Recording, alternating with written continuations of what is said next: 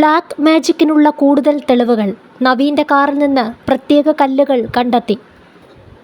അരുണാചൽ പ്രദേശിലെ ഹോട്ടൽ മുറിയിൽ കോട്ടയം സ്വദേശി നവീൻ, ഭാര്യ ദേവി, സുഹൃത്ത് ആര്യ എന്നിവർ രക്തം വാർന്നു മരിച്ച നിലയിൽ കണ്ടെത്തിയ സംഭവത്തിന് പിന്നിൽ ബ്ലാക്ക് മാജിക് ആണെന്ന് ഏറെക്കുറെ ഉറപ്പിച്ച് പോലീസ്.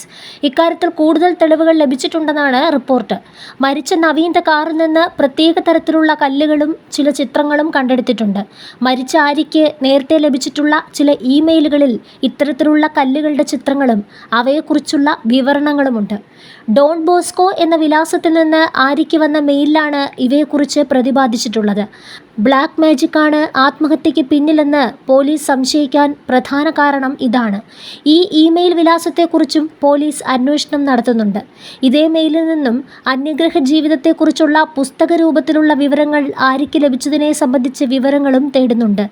ഇമെയിൽ ID വ്യാജമാണോ, ആര്യ തന്നെ ഉണ്ടാക്കിയെടുത്ത രഹസ്യ ID ആണോ എന്നതിനെക്കുറിച്ചാണ് അന്വേഷണം.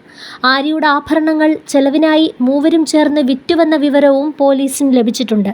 യാത്രാ ചെലവിന് വേണ്ടിയായിരുന്നു ഇതെന്നാണ് പോലീസ് നൽകുന്ന സൂചനകൾ.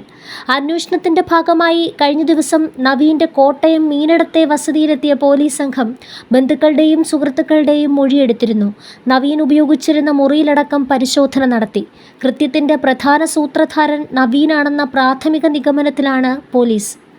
ആസ്ട്രൽ പ്രൊജക്ഷൻ, സാത്താൻ സേവ എന്നിവയുമായി ബന്ധപ്പെട്ട ഏതെങ്കിലും കാര്യങ്ങൾ നവീൻ അടുപ്പമുള്ളവരുമായി സംസാരിച്ചിട്ടുണ്ടോ എന്നാണ് പ്രധാനമായും അന്വേഷിച്ചത്. എല്ലാവരോടും അടുത്തിടപഴകിയിരുന്ന ദേവി നവീനുമായുള്ള വിവാഹത്തിന് ശേഷം പൊതുവെ ഏകാന്തത ഇഷ്ടപ്പെടുന്ന നിലയിലേക്ക് മാറിയെന്ന് ഒപ്പം പഠിച്ചിരുന്ന സുഹൃത്തുക്കൾ പറയുന്നു.